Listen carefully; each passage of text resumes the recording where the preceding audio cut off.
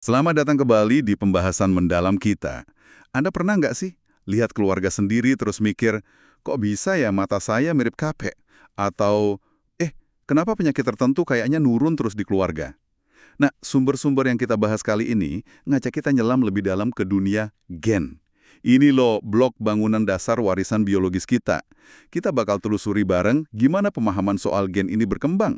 Dari yang awalnya cuma ide samar-samar, sampai jadi konsep inti biologi modern. Dan ini bukan cuma cerita sains di lab aja loh.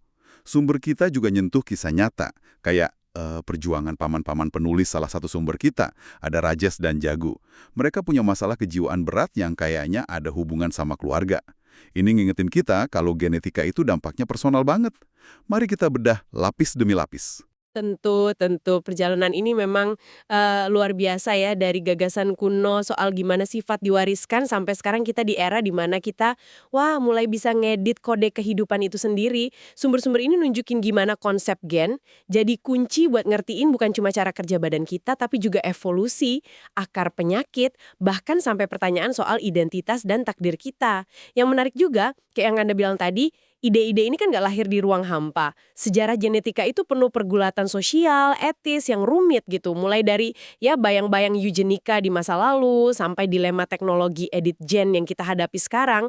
Jadi misi kita hari ini ya, nyoba menyajikan intisari dari sejarah yang kaya dan kadang ya rumit ini buat Anda semua. Oke, kita mulai dari zaman dulu banget kali ya, waktu semuanya masih belum jelas.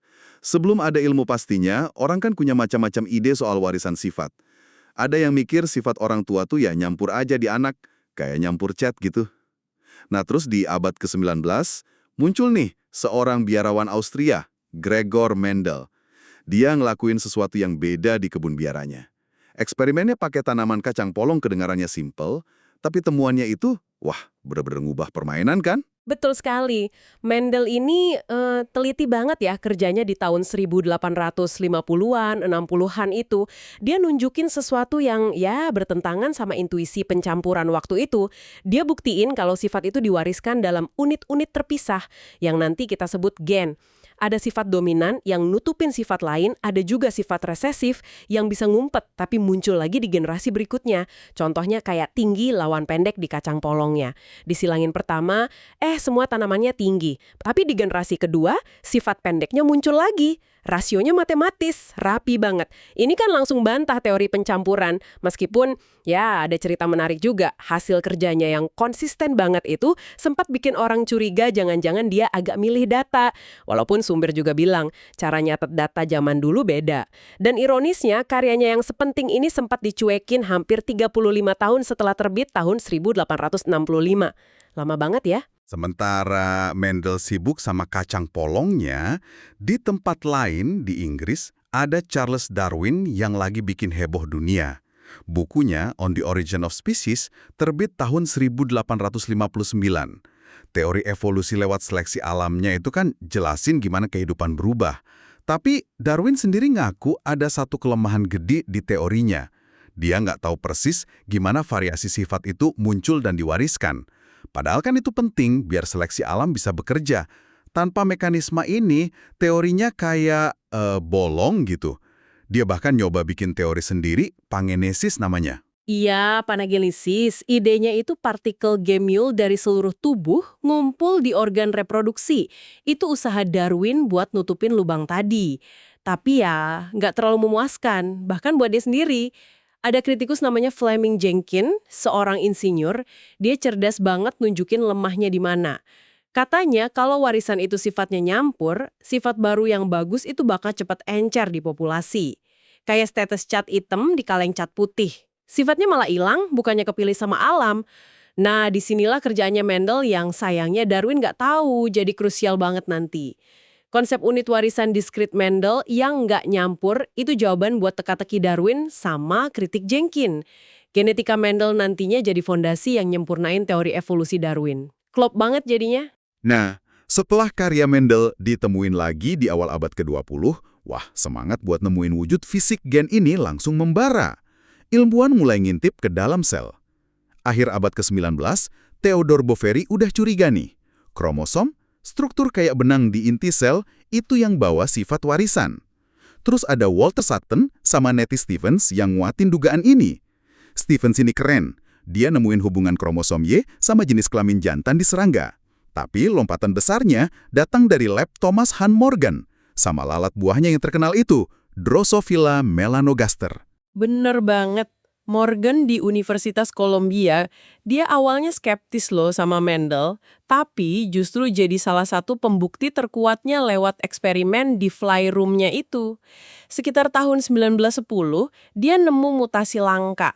Lalat jantan matanya putih, padahal normalnya kan merah. Pas dia silangin lalat ini, pola warisannya aneh. Sifat mata putih ini hampir selalu muncul di lalat jantan. Kesimpulannya revolusioner. Gen buat warna mata itu pasti adanya di kromosom X, kromosom penentu kelamin. Ini bukti fisik pertama yang ngaitin gen spesifik ke kromosom spesifik. Mantep kan? Morgan sama timnya terus metain lokasi gen-gen lain. Mereka nunjukin gen itu kayak berbaris di kromosom dan kadang nyantol bareng. Teori kromosom pewarisan jadi kokoh berdiri. Oke, jadi gen ada di kromosom. Tapi kromosom itu kan isinya DNA sama protein. Nah, mana nih di antara dua ini yang sebenarnya bawa kode genetik? Dulu banyak ilmuwan mikirnya protein. Soalnya protein kan kelihatannya lebih kompleks, lebih macem-macem gitu. Tapi ternyata serangkaian eksperimen cerdas buktiin sebaliknya. Dimulai sama Frederick Griffith dan bakteri Pneumococcus. Itu loh, bakteri penyebab pneumonia tahun 1920-an. Eksperimen Griffith ini memang menarik banget. Dia kerja pakai dua tipe bakteri Pneumococcus. Tipe S, smooth, yang ganas, sama tipe R, rough, yang nggak bahaya. Dia nemu kalau dia nyuntikin campuran bakteri S yang udah dimatiin pakai panas, bareng sama bakteri R yang hidup, ke tikus, tikusnya tetap mati. Dan dari tikus yang mati itu, dia nemu bakteri S hidup.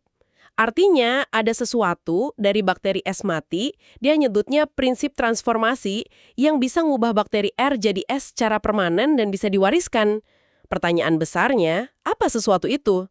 Butuh waktu bertahun-tahun dan kerja keras luar biasa dari Oswald Avery, Colin MacLeod, sama Maclean McCarthy. Akhirnya, tahun 1944, mereka berhasil identifikasi prinsip transformasi itu. Hasilnya bikin kaget banyak orang. Ternyata itu DNA, bukan protein.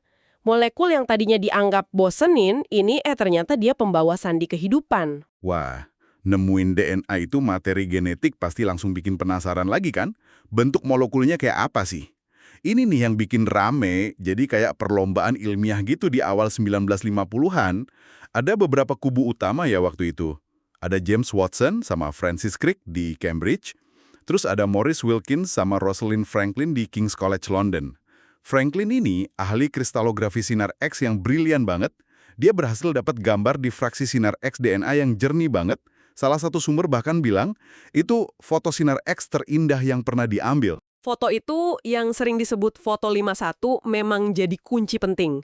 Kelihatan banget dari situ pola helixnya, jelas. Nah, Watson sama Crick, mereka itu gabungin data dari Franklin, termasuk laporan internal yang dilihat Watson. Katanya sih tanpa sepengetahuan Franklin ya. Data peneliti lain sama pengetahuan kimia mereka. Akhirnya mereka berhasil bangun model fisik yang sekarang ikonik banget, helix ganda. Jadi ada dua untai gula fosfat melilit di luar, terus anak tangganya itu pasangan basa nitrogen adenin, A, sama timin T, terus guanin, G, sama sitosin, C, di bagian dalam. Yang paling keren itu gimana strukturnya langsung nunjukin fungsinya. Pasangan basa AT dan GC ini kunci mekanisme nyalin informasi genetik. Dua untainya bisa dipisah, terus masing-masing jadi cetakan buat untai baru yang pasangannya. Kayak yang mereka tulis dengan gaya understatement Inggris yang khas, di paper singkat mereka tahun 1953. Tidak luput dari perhatian kami bahwa pasangan spesifik yang kami ajukan segera menyarankan mekanisme penyalinan yang mungkin untuk materi genetik. Kalimatnya simple banget ya, padahal penemuannya ngubah biologi selamanya. Saya selalu takjub sih ngebayangin pas mereka sadar implikasi strukturnya itu. Oke, jadi kita punya DNA helix ganda sebagai buku resep kehidupan. Tapi gimana resep itu dibaca dan dipakai sel buat bikin protein? Kan protein ini pekerja utama di tubuh kita. Di sini konsep dogma sentral masuk ya. Iya, istilah dogma sentral ini memang dirumusin sama Francis Crick beberapa tahun setelah penemuan helix ganda. Ini kerangka dasar aliran informasi genetik di sebagian besar makhluk hidup. Gampangnya gini, informasi itu ngalir dari DNA ke molekul perantara namanya RNA, asam ribonukleat. Prosesnya namanya transkripsi. Terus informasi di RNA itu diterjemahin jadi urutan asam amino buat ngebentuk protein. Prosesnya namanya translasi. Kodenya dibaca dalam unit 3 huruf bahasa DNA RNA, namanya kodon. Tiap kodon nentuin satu jenis asam amino atau sinyal berhenti. Jadi urutan kodon di gen nentuin urutan asam amino di protein. Dan urutan asam amino inilah yang nentuin gimana protein ngelipet jadi bentuk 3 dimensi dan ngejalanin fungsi spesifiknya. Gitu mekanismenya. Ini dasar banget gimana instruksi genetik diubah jadi aksi biologis. Solusi baru nih, teknologi DNA rekombinan. Ilmuwan kayak Paul Berg, Herbert Boyer, sama Stanley Cohen nemuin cara buat motong dan nyambung DNA dari sumber yang beda-beda. Wah, ini kayak jadi editor molekuler ya. Apa terobosan awal yang paling signifikan waktu itu? Salah satu yang dampaknya cepet banget itu kemampuan bikin insulin manusia pakai bakteri. Sebelumnya kan penderita diabetes pakai insulin dari hewan, kayak babi atau sapi. Itu bisa bikin masalah. Nah, pakai teknologi DNA rekombinan ini, gen insulin manusia dimasukin ke plasmid bakteri. Bakterinya jadi kayak pabrik mini yang ngasilin insulin manusia murni dalam jumlah gede. Ini kemenangan besar buat kedokteran. Sekaligus jadi penanda lahirnya industri bioteknologi modern. Perusahaan kayak Genentech yang didiriin Boyer sama pemodal Ventura jadi pionirnya. Mereka yang nerjemahin sains ini jadi produk nyata. Tapi teknologi sekuat itu pasti bikin orang nanya-nanya dan khawatir juga ya. Kemampuan gabungin gen antar spesies kan kebenarannya kayak di film fiksi ilmiah zaman itu. Gimana komunitas ilmiah ngerespon potensi risikonya? Khawatirnya itu nyata banget. Bahkan di antara ilmuwan sendiri, mereka sadar ada potensi bahaya kalau organisme hasil rekayasa, misalnya bakteri yang bawa gen bahaya, kabur dari lab. Ini ngarah ke momen yang luar biasa dalam sejarah sains, konferensi Asilomar tahun 1975. Para peneliti top di bidang ini ngumpul. Mereka secara sukarela setuju buat nunda sementara, moratorium, beberapa jenis eksperimen yang dianggap paling beresiko. Sambil bareng-bareng nyusun pedoman keamanan hayati biosafety yang ketat. Fokus utama Asilomar emang keamanan fisik sih, tapi sumber juga nyatet, konferensi ini jadi awal munculnya kesadaran soal pertanyaan etis yang lebih luas tentang manipulasi kode kehidupan itu sendiri. Meskipun diskusi mendalam soal etika rekayasa genetik manusia baru benar-benar rame belakangan, teknologi ini juga jadi pendorong buat identifikasi gen penyebab penyakit warisan tunggal, kayak penyakit Huntington sama cystic fibrosis. Itu berhasil dipetain di dekade berikutnya. Nyari gen penyakit satu-satu itu kan kayak nyari jarum di tumpukan jerami raksasa ya. Susah banget. Ini yang kemudian bikin muncul ide super ambisius. Memetakan seluruh buku resep manusia, proyek Genom Manusia, Human Genome Project. Proyek kolosal ini selesai sekitar tahun 2003. Apa aja sih kejutan besar yang keungkap dari situ? Wah, proyek Genom Manusia ini penuh kejutan yang ngebalikin banyak asumsi. Pertama, jumlah gen yang mode protein kita ternyata jauh lebih dikit dari dugaan awal. Cuma sekitar 21 ribuan, nggak jauh beda sama cacing gelang C. elegans. Ini nunjukin kalau kompleksitas kita sebagai manusia itu nggak cuma ditentuin sama jumlah gen. Kedua, sebagian besar genom kita, lebih dari 98%, ternyata DNA non-coding. Dulu sempat dibilang DNA sampah. Sekarang kita tahu bagian ini punya peran krusial buat ngatur kapan dan di mana gen aktif.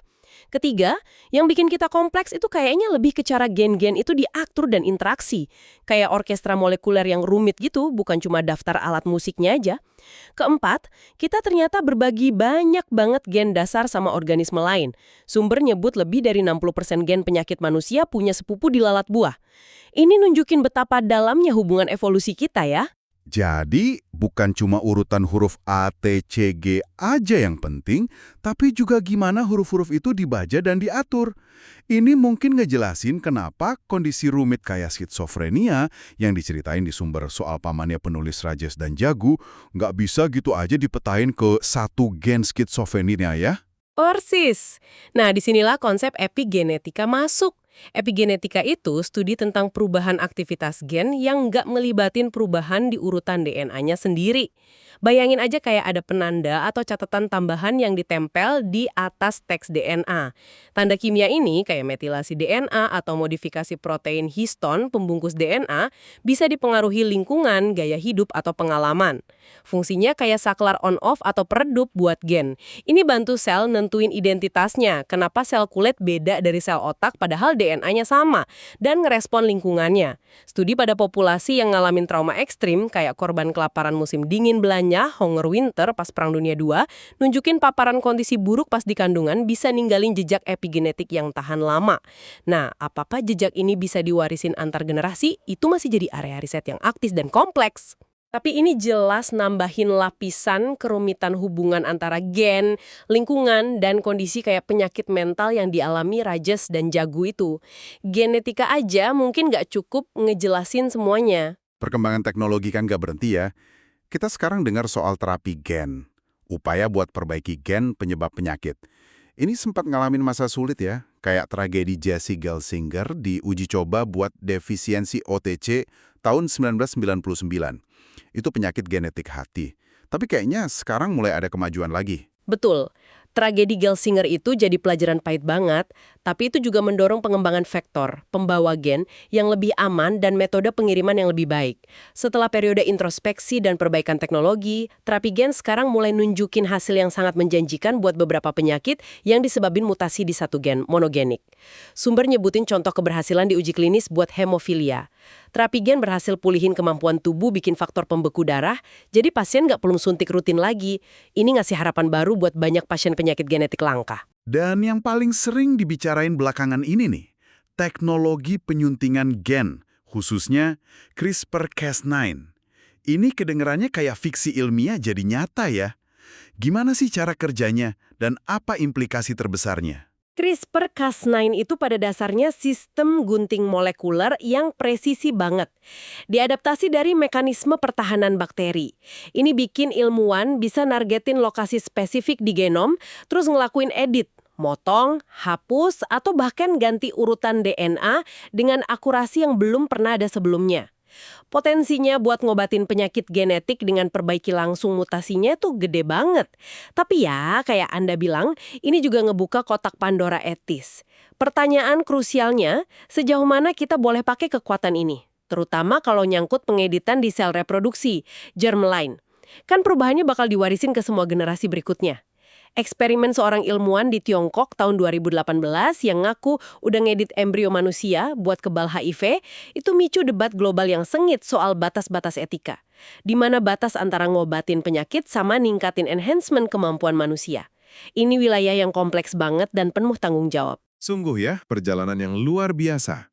Dari pengamatan Simple Mendel di kebun kacang polongnya, sampai sekarang kita punya alat kayak CRISPR buat nyunting kode kehidupan itu sendiri. Sumber-sumber ini benar-benar nunjukin betapa dalamnya pemahaman kita soal gen, udah ngubah cara kita mandang penyakit, evolusi, identitas, bahkan masa depan kita. Dan kisah kayak Rajesh dan Jagus itu ngingetin kita, di balik sains ini ada kehidupan manusia yang terdampak langsung. Tepat sekali, kita udah bertransisi ya dari era di mana kita cuma bisa ngebaca genom kita, jadi era di mana kita mulai bisa nulis ulang sebagian instruksinya. Kemampuan baru ini bukan cuma pencapaian ilmiah, tapi juga tantangan filosofis dan etis yang mendalam buat kemanusiaan. Apa artinya jadi manusia? Kalau kita bisa secara sadar ngebentuk evolusi spesies kita sendiri. Gimana kita mastiin kekuatan luar biasa buat nyembuhin ini dipakai secara bijaksana, adil, dan gak nimbulin konsekuensi tak terduga yang merugikan di masa depan? Nah, ini membawa kita ke pertanyaan penutup buat Anda renungkan. Dengan kekuatan baru buat mengubah kode genetik yang jadi dasar eksistensi kita, menurut Anda, gimana ini bakal ngebentuk masa depan kita, takdir kolektif kita, dan pilihan-pilihan pribadi yang bakal kita hadapi nanti? Terima kasih sudah bergabung dalam pembahasan mendalam kita kali ini.